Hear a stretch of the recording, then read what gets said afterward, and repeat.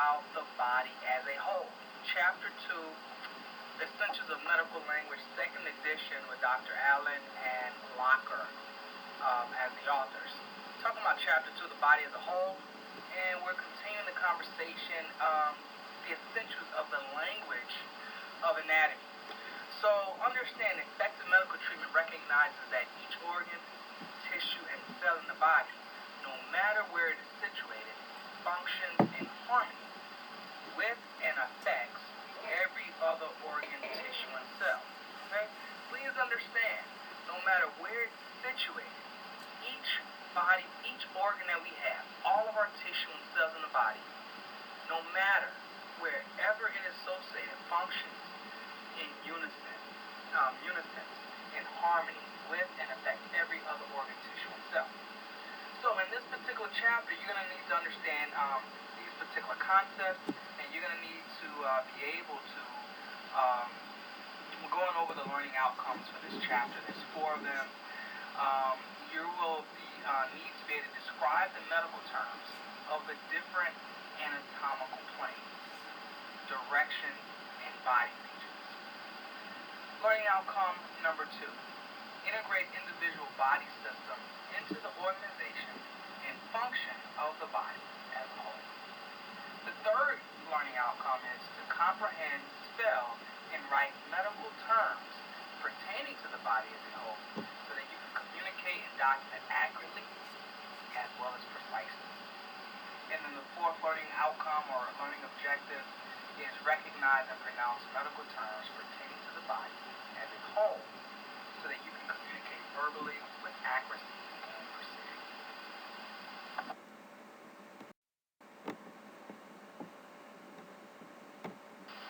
So we're talking about lesson 1 here, the body as a whole. Lesson 1 is anatomical position, planes, and directions.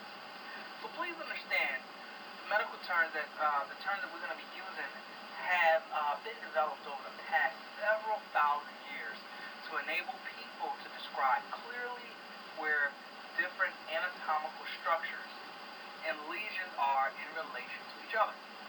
So to do this, you as a student will need to be able to define the fundamental anatomical position on which all descriptions of anatomical locations are based. That is chapter 2, lesson 1 outcome for lesson on anatomical position, planes, and directions. You need to be able to define the fundamental anatomical position in which all descriptions of anatomical locations are based. The 2nd outcome, you want to describe the medical terminology of the different anatomical planes and directions. 3, relate these terms to physical sites in the body. 4, locate the body cavities. And the 5th one is identify the medical term of the 4 abdominal quadrants and 9 main regions. So class, what do you think does anatomical position mean? Okay. So fundamental anatomical position is when the feet is standing erect with the feet flat on the floor and our eyes and face facing forward and our arms at the sides with our palms facing forward. Okay? You would want to, that is the fundamental anatomical position. Any anatomy and physiology book that you see, you will see this is the starting point when we're discussing anatomical position with the patient. So, I want you to understand, a person who lies down flat on his or her back is in a supine position. S-U-P-I-N-E. Okay? So when the palms face forward, the forearm is supine. Okay? Next is a person who lies down flat on his or her belly is in the prone position. So when the palms face backward, the forearm is in the prone position.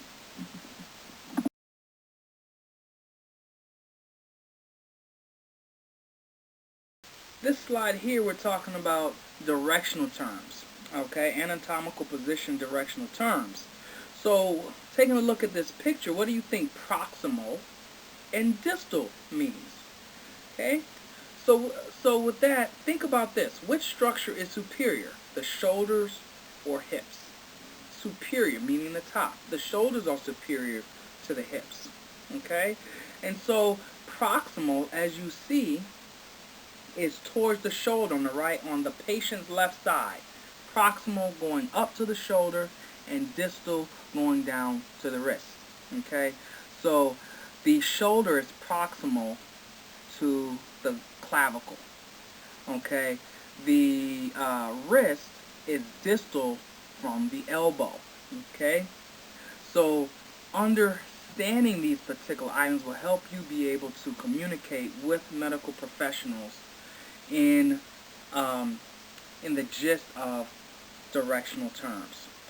Also, at the top of the head, you have superior, which is also considered cephalic. You see on the patient's left side up there, superior and cephalic underneath, and inferior is below, as well as called caudal.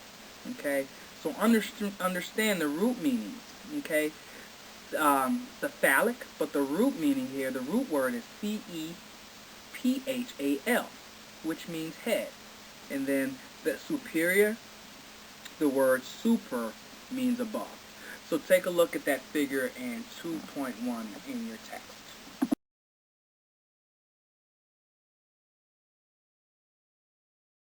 These following directional terms, we know superior is situated below. Superior is situated above. Inferior is situated below. Proximal is situated nearest to the center of the body. And so distal is situated away from the center of the body. Anterior is situated in the front. That's the front of our body, front surface. And posterior is situated in the back, which is the back surface area of the body.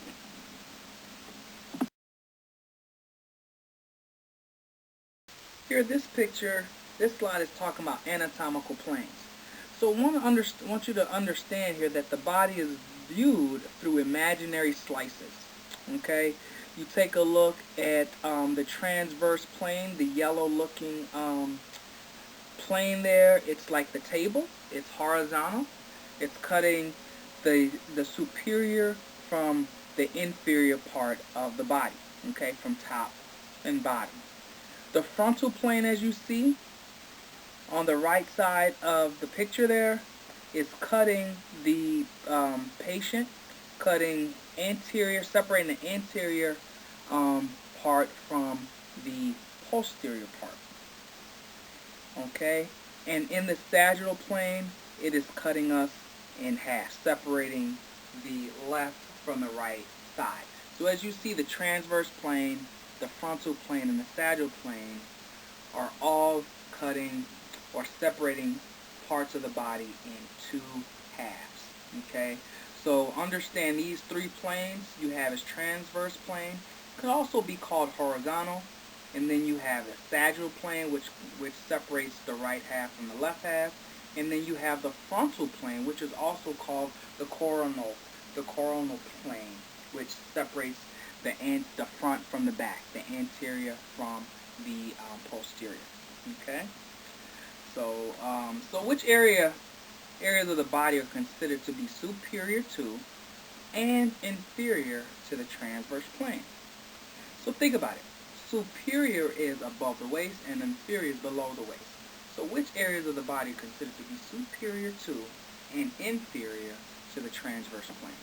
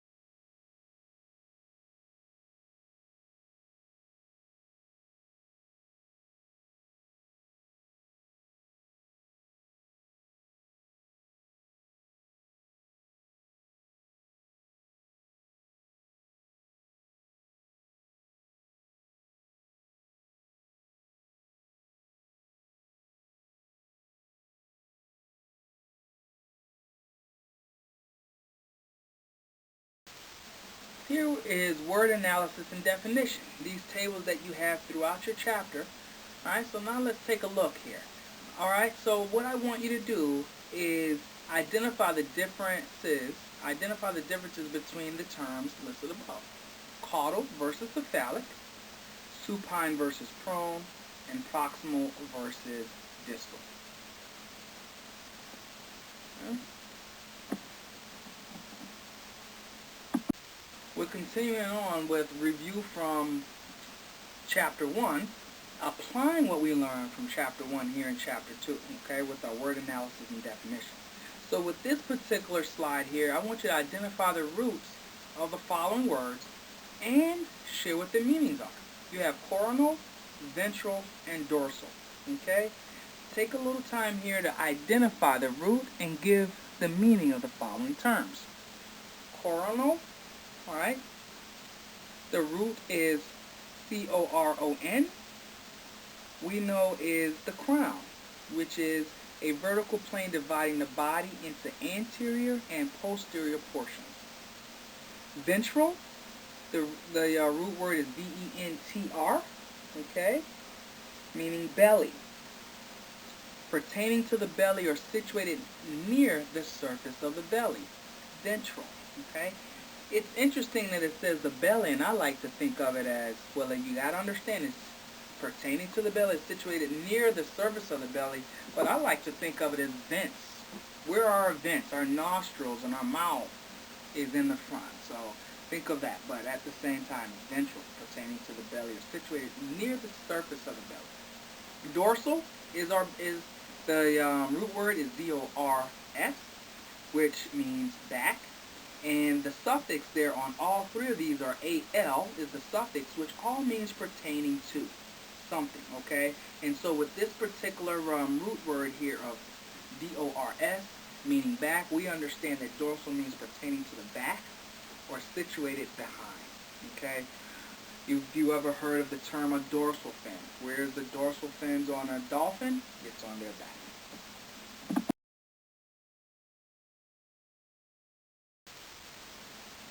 Now we're talking about body cavities, and I want you to understand that there are 5 major body cavities. Okay, you have the cranial, which holds our brain, our spinal, okay, which holds our vertebra, our spinal cord. We have our thoracic cavity, okay, which holds our lungs and heart. And then we also have our pelvic cavity, okay, which holds our genitalia. Okay, so while you're looking at this slide, take a look at the structures that are found in each of the body cavities, okay? Take a look up there on the right side, the pericardial cavity, okay? You have the pleural cavity as well as the mediastinum. These are all in the thoracic cavity.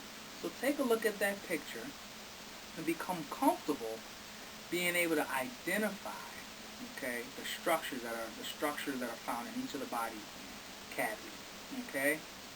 Now, none of these cavities are able to be reached directly from the outside, okay? Then there, as you see on the left side, the left picture there, the picture on the left, you have the abdominal pelvic cavity. As you see, they have combined the abdominal cavity and the pelvic cavity into one, okay? So, abdominal pelvic cavity, of course, we have our abdomen up top where our stomach is, and in the pelvic cavity, again, where we have our genitalia. Now, you see on the right side of the picture there, you see that D word there. It's in the middle, the diaphragm, in between both of the pictures, and it's pointing to that pinkish upside down U that is in the abdominal cavity. And the diaphragm separates the abdominal cavity from the thoracic cavity, and this is an involuntary muscle that helps us to breathe. Helps us to breathe in and breathe out. This helps us with respiration.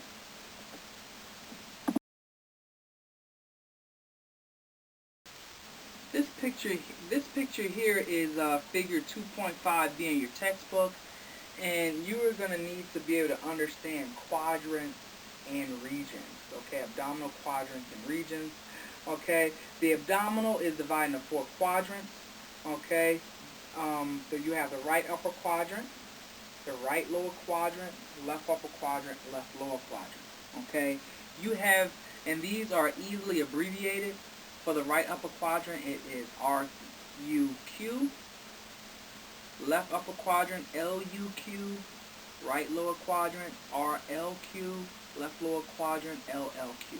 And these abbreviations, they need to be capitalized, okay? In a healthy bowel, bowel sounds will be heard in all 4 quadrants. You know, when the doctor is tapping on your stomach, okay? With his hand, he puts his hand on his stomach and he taps the back of his hand while it's on there. And so, a healthy bowel, the bowel sounds will be heard in all 4 quadrants. Now, you got on the left side of the picture there, you have quadrants, and on the right side, you have regions. Okay? The mid-abdomen is divided into 3 regions. You have the epigastric, that's up top, the umbilical region in the middle, as well as the hypogastric area. Each of the 2 lateral abdominal regions is divided into hypochondriac, below the ribs, and lumbar, which is lateral to the umbilical region. And then you also have what's inguinal, which is lateral to the hypogastric region. Alright, so what is lateral? Lateral is moving from side to side. Okay, so when we say that each of the 2 abdominal regions, okay, is divided into hypochondriac, that's below the ribs, and lumbar, okay, is lateral to the umbilical region, okay, and the inguinal is lateral to the hypogastric region. So you have both of those particular areas, okay. So in figure 2.5, where you will see that.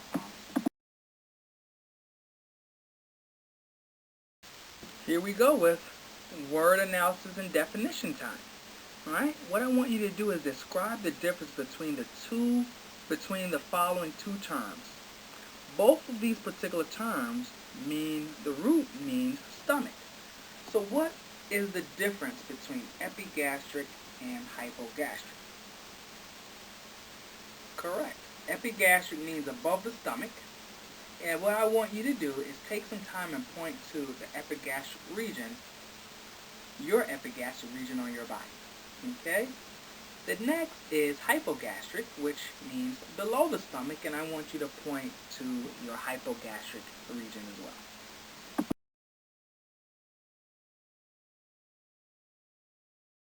Now that we finished lesson 1, anatomical positions, we're going to go on into lesson 2.2, chapter 2, lesson 2, organization of the body, and you have 2 learning outcomes that you need to cover in this particular lesson. Learning outcome number 1 is name the medical terms associated with cells, tissues, and organs. And the second learning outcome is discuss the medical terminology for the major structures and functions of a cell. Please understand all the different elements of the body interact with one another to enable the body to be in constant change as it reacts to the environment and to provide the nourishment that's needed. Okay? So understand the structures and function of the elements of the body. You're going to need to be able to name the medical terms that's associated with the cells, tissue, and organs.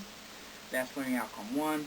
And learning outcome number 2 is discuss the medical terminology for major structures and functions of a cell.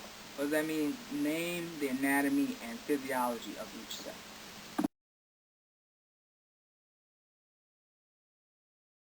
How is the body made up? Composition of the body. So understand that the body is started from the bottom there. Organelles turn into cells turn into tissues turn into organs, and then organs turn into organ systems. Okay, our body is composed of many structures. Okay, and so our whole body is composed of organ systems. Okay, the whole body or organism is composed of a bunch of different organ systems. And then what is organ systems made of? They are composed of organs. And guess what? Organs are composed of tissues, and then tissues are composed of cells, and cells are composed in parts of organelles. So the organelles is the smallest part that you wouldn't see with your naked eye, up all the way to the organ system that we're able to see each other with our eyes.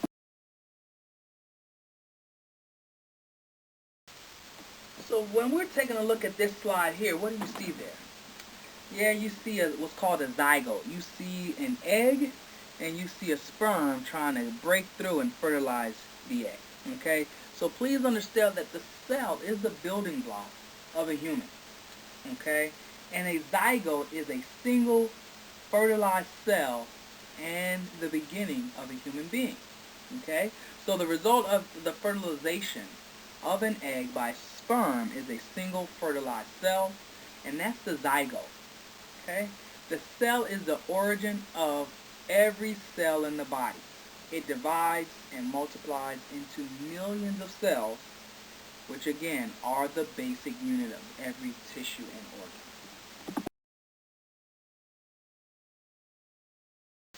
Continuing on with the composition of the body, we have a word here called, you see, cytology. Let's break that word down. We have, what do we have? Do we have a suffix? What does the suffix mean? L-O-G-Y means the study of. And the root word there, C-Y-T, okay, with the combining form, combining vowel O, site / O, but that word site by itself means cell. Cytology is the study of cells, and the cytologist below is a person who studies cells, okay? So again, cytology is the study of cellular structure and function. So understanding cell function and structure is the basis for understanding the human body and how it works. Okay? We also know that the cytologist identifies both normal and abnormal cell function growth. Doctors and physicians depend on cytologists to identify abnormal cells in order to treat and care for patients with tissue abnormalities, such as cancer. Okay? So, again, those two words up there, you see cytology and cytologist, the root and combining vowels are the same, but the suffixes are different.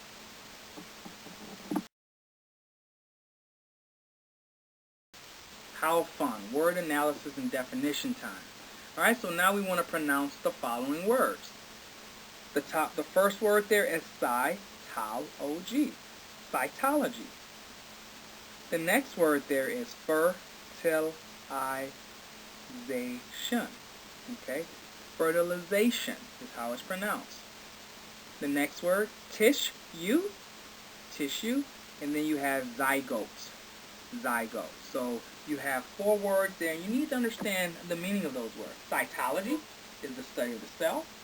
Understand the next word, fertilization, means the union of a male sperm and a female egg.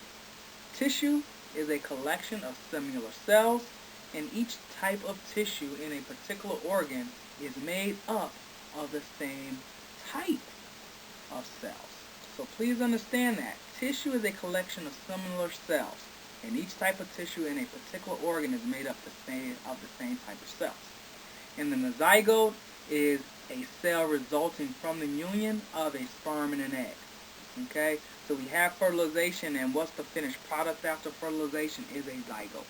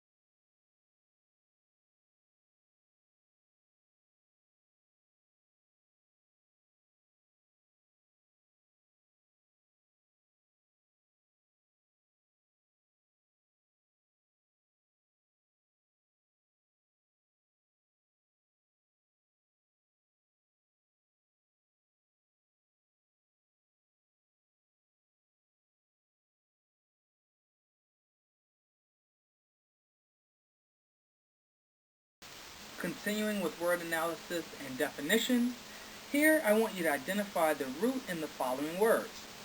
And they are listed on the slide for you. Cytologist, organelle, molecular. Okay? You have cyte/O, specialist in the structure, chemistry, and pathology of the cell. Cytologist is a specialist who studies the structure, chemistry, and pathology of the cell. Organelle, the root word there is organ, and that's a part of a cell having specialized functions. And molecular, the root word there is molecule, M-O-L-E-C-U-L, and which means a very small particle. So here we're talking about the structure and function of cells, alright, and every cell carries out these basic functions of life, okay? Manufactures proteins and lipids, cells produce and uses energy, cells communicate with other cells, it replicates DNA, deoxyribonucleic acid, and all cells also reproduces itself. Okay? So please understand, cytology is the study of cellular structure and function. Understanding cell function and structure is the basis for understanding the human body and how it works. Please understand and also remember, each cell is a small, complex factory carrying out special metabolic tasks. You will see that word metabolic again. The chemical processes that occur in a cell. Each cell is a small, complex factory carrying out special metabolic tasks. And it's the chemical process that occurs in the cell. Here's a picture of a cell, alright? And it's giving us nucleus, nucleolus, and mitochondria. Okay? Understand that the nucleus is the largest organelle of the cell. The largest organelle of the cell. Most cells have nuclei. Okay? Red blood cells, however, do not have a nuclei. Alright? So when we talk about the composition of blood, remember, red blood cells do not have a nuclei. The DNA is responsible for duplicating the cell that is found in the nucleus. Okay? The nucleus is surrounded and protected by a nuclear membrane. You see up here in the picture. And each nucleus has a nucleolus. Alright, you see that in the middle, nucleolus, right there in the middle, okay, which is involved in the manufacture of proteins from simple materials, okay, which is a process called anabolism, okay. Anabolism is the manufacture of proteins from simple materials, and that takes place in the nucleolus. Mitochondria, okay, are the powerhouses of the cell, and what this does is produce energy by breaking down glucose and fat. And this is a process called catabolism. Okay, catabolism is producing energy by breaking down glucose and fat. Okay, that's catabolism. So anabolism plus catabolism equals metabolism. Okay, and this is the constantly changing physical and chemical processes in the cell. These things go on without our knowledge all the time. Okay, constantly changing physical and chemical processes in the cell.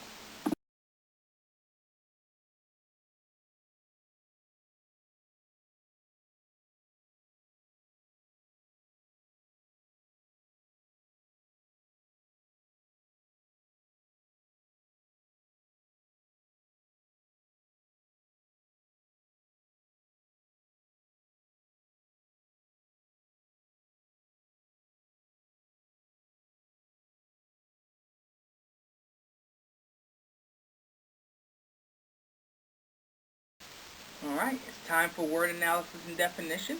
Playing, practicing. Alright, so practice pronouncing the following words. Cytoplasm. Cytoplasm. Deoxyribonucleic acid.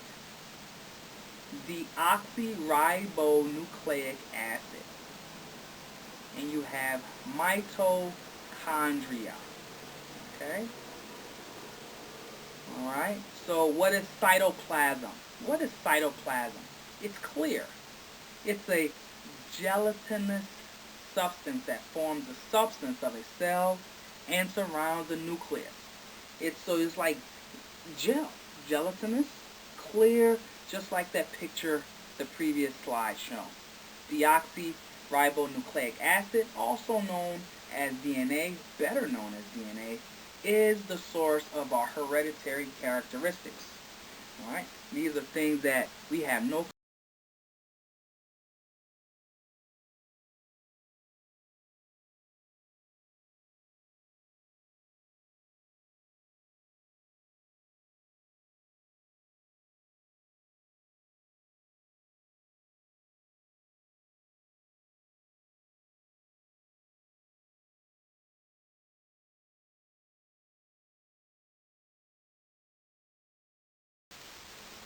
Continuing on with word analysis and definition, identify the roots of the following terms here.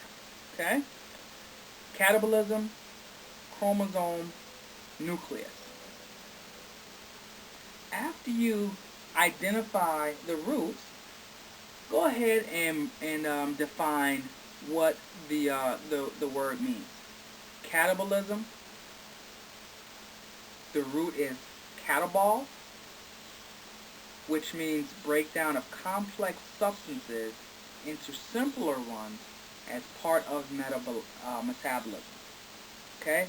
Catabol is the breakdown of complex substances into simpler ones as a part of metabolism. That suffix ism is a suffix meaning a process. Okay? That suffix ism on the end of catabolism is a suffix meaning process. Chromosome, what is the root word for chromosome? You have CROM/O,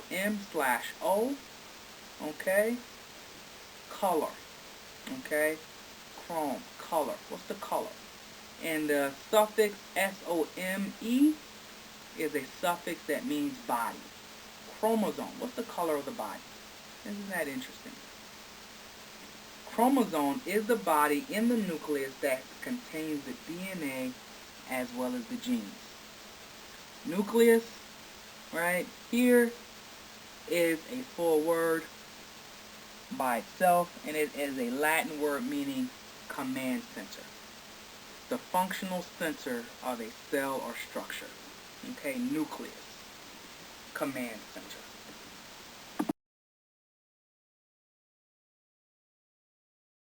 Alright, so now we've completed lesson 2.2, which was the organization of the body. Now we're moving into lesson 3 of chapter 2, which is discussing tissues, organs, and organ systems. So the information in this lesson will enable you to define the 4 primary tissue groups. That's learning outcome number 1. Learning outcome number 2 is discuss the medical terminology for the structure and function of each tissue group. Learning outcome number 3 is name the organ systems.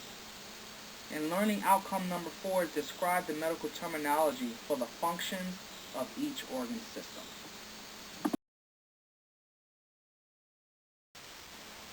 Okay, we need to understand that there are 4 primary tissue groups. You have connective, epithelial, muscle, and nervous. So let's take these one at a time and discuss what they are. Connective. What do you think connective tissue does?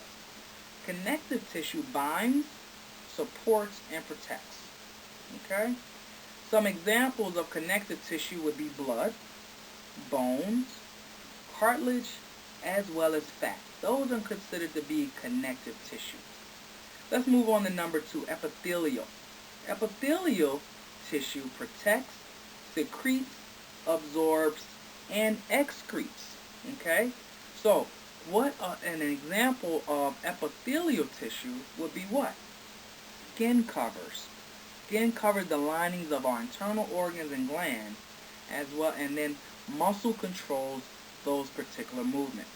Okay, epithelial tissue protects, it secretes, okay, absorbs, and then it also excretes. The third tissue type is muscle tissue. Okay? And so we understand that skeletal muscle is attached to bones, and smooth muscle is found in internal organs, and cardiac muscle is found in the heart. And then the final primary tissue group there, number 4, is the nervous tissue group. And this transmits impulses for coordination and sensory reception. Okay? So an example of nervous tissue would be what? Be our brain, our spinal cord, as well as our nerves.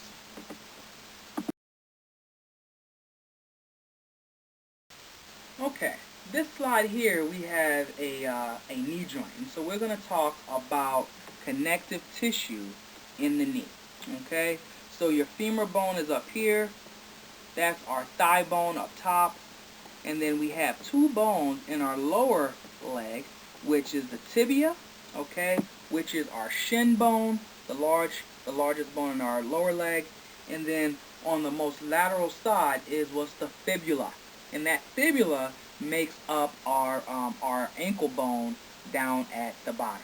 Okay, so please understand that the knee joint contains all the different connective tissues. Okay, and here this slide is used to illustrate their functions. What are the 3 bones of the knee joint?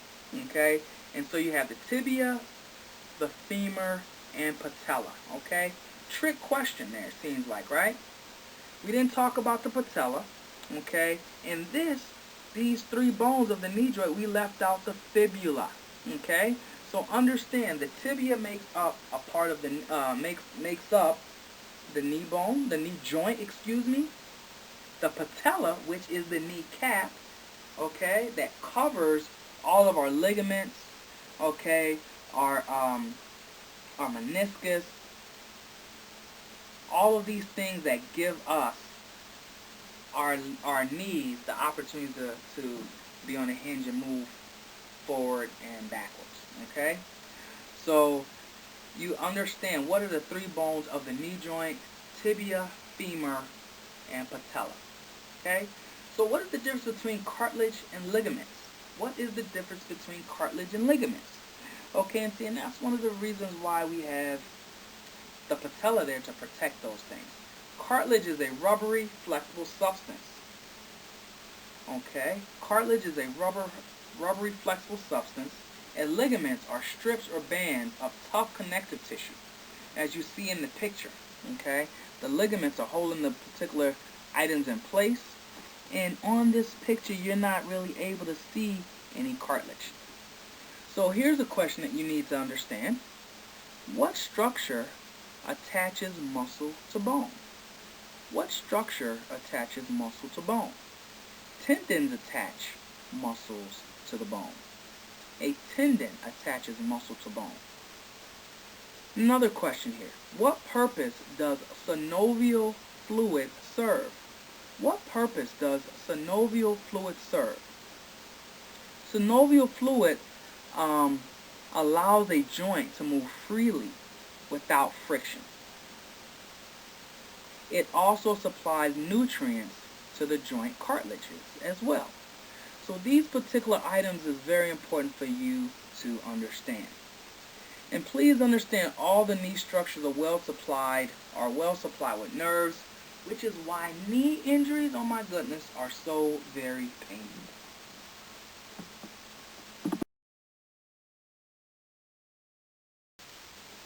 It is time again for word analysis and definition.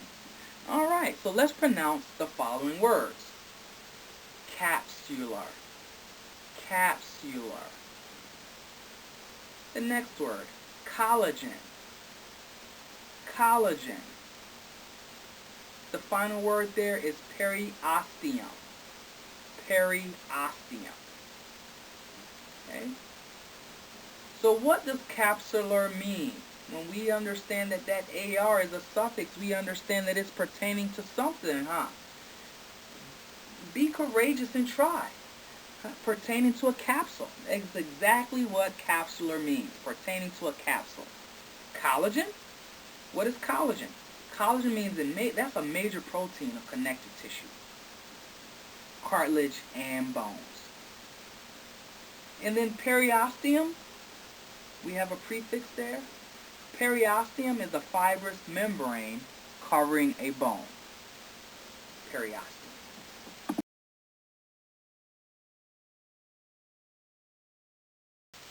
I have a question, another question for you. What does organ system mean? What does organ system mean? Okay? So here you have a slide. This slide here is organs and organ systems. Okay? What is an organ system? An organ system consists of several organs working together to carry out a specific function. Understand that our body is made up of 11 organ systems. Our integumentary system is our largest system that we have. Skeletal system, muscular system, nervous system, endocrine system, cardiovascular system, lymphatic system, digestive system, respiratory system, urinary system, and reproductive system. You should take some time and pronounce the name of each organ system so you are comfortable saying the words and identifying them.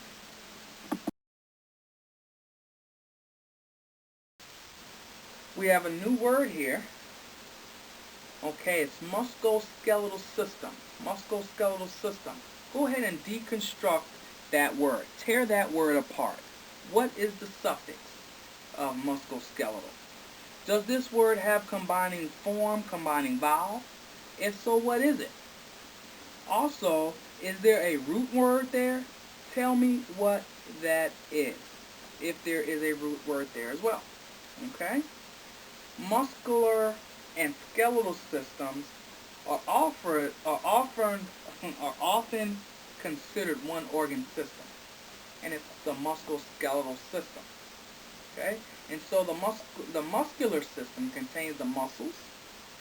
This system can cause movement, maintain posture, and produce body heat. Right? So how do we do breaking down this word musculoskeletal? What's the suffix? Suffix is al. Great. And what does it mean? Pertaining to. They're combining form. We have a combining form here, which is muscul,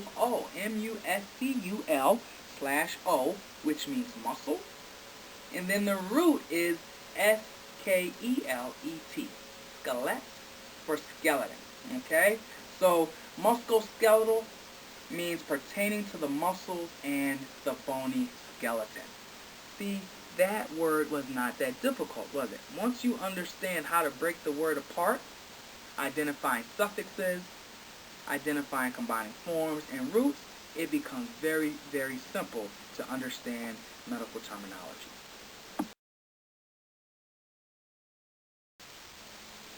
What do you think would happen if we did not have any skeleton, if we didn't have any bones? Yeah, we would be shapeless, and we wouldn't be able to move. So understand the skeletal system contains bones, joints, ligaments, and cartilage, that gives us our shape and allows us to move. This system, this skeletal system, musculoskeletal system, provides a framework that protects soft tissues, provides attachments for muscles, and produces blood cells and stores inorganic salts. Very important for us, this musculoskeletal system, the skeletal system.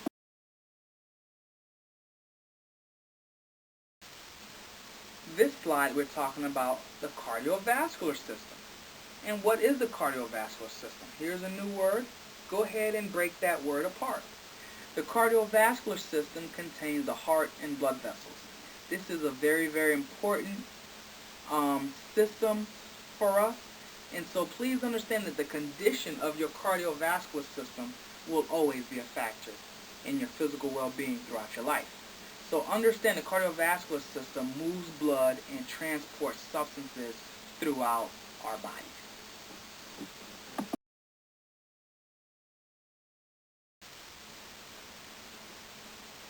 We need to understand that every cell that is in our body, that is in your body, it requires a constant supply of nourishment, okay, in a form, in a way that can be absorbed across the cell membrane, all right? And so this is where the digestive system comes in. The digestive system breaks down nutrients into a form that can be transported to the cells and be absorbed across the cell membrane. So the parts of the digestive system contain the mouth, our tongue, our teeth, salivary glands, our pharynx, esophagus, stomach, liver, gallbladder, pancreas, as well as small and large intestines. So remember, this digestive system receives, breaks down, and absorbs food. It also eliminates unabsorbed material. Thank goodness.